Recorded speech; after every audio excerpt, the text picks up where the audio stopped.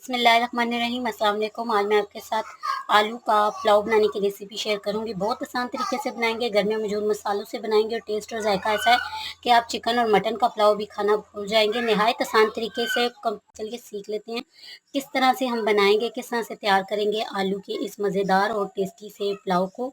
नहीं हूँ अस्सलाम वालेकुम। मज़ेदार टेस्टी सा आलू का पुलाव बनाने के लिए आधा कप से थोड़ा सा ज़्यादा यहाँ पर मैंने कुकिंग ऑयल ले लिया। कुकिंग ऑयल को गर्म कर लिया है। ये आलू का पुलाव बहुत ही झटपट और मज़े का बनता है। इसमें कुछ खड़े मसाले जाएँगे, 2 यहाँ पर हम दालचीनी की स्टिक डालेंगे, 1 बड़ी इलायची, 1 आधा बादियानी कतई, हाफ टी स्पून यहाँ पर साबुत काली मिर्च जाएगी, 2 सब्ज़ इलायची जाएँगे, इसके अलावा 5 से 6 लौंग जाएँगे, 1 टेबलस्पून ज़ीरा जाएगा। मसालों को हल्का-सा ऑयल में हम क्रैकल करेंगे। जब मसालों की अच्छी सी खुशबू आने लगेगी ना ऑयल में से, तो क्या करेंगे, एक बड़े साइज़ का प्याज लिया जिसे मैंने रफली चॉप कर लिया है। प्याज अगर छोटा है तो आप 2 ले लीजिए।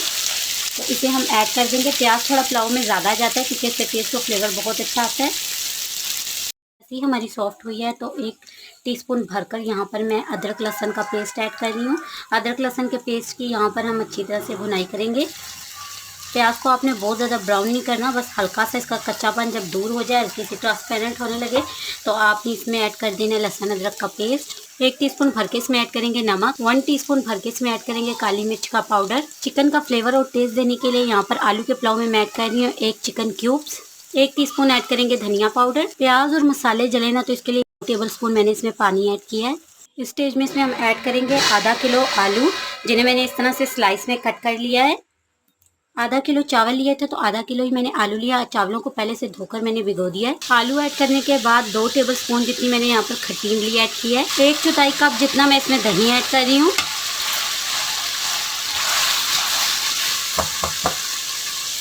दही ऐड करने के बाद यहाँ दही और आलू की अच्छी तरह से आपने बुनाई करनी है। दही के साथ बुनाई करने के बाद थोड़ा सा पानी ऐड करना है ताकि जो आलू हमने ऐड किए हैं वो थोड़े से सॉफ्ट हो जाए, हाफ कुक हो जाए। आलू थोड़े सॉफ्ट हो चुके हैं और जो पानी है वो ड्राई हो चुका है, तो 1 अदद मैं इसमें टमाटर ऐड कर रही हूँ। 3 से 4 अदद इसमें जाएंगी हरी मिर्चें। 1 टीस्पून भरकर नमक मैं मज़ीद ऐड कर रही हूँ चावलों के हिसाब से। अब हम इसमें ऐड करेंगे पानी, तो मैं चावलों का डबल इसमें पानी ऐड कर रही हूँ। पानी ऐड करने के बाद एक बार आपने अच्छी तरह से मिक्स करना है, फ्लेम हाई करनी है और पानी में बॉयल आने देना है। पानी में अच्छा सा बॉयल आ चुका है तो बिस्मिल्लाहिर्रहमानिर्रहीम इसमें हम चावल ऐड करेंगे। आधा किलो मैंने राइस लिए थे। राइस ऐड करने के बाद एक बार अच्छी तरह से मिक्स करना है, फ्लेम हाई करना है और पानी ड्राई होने का हमें वेट करना है।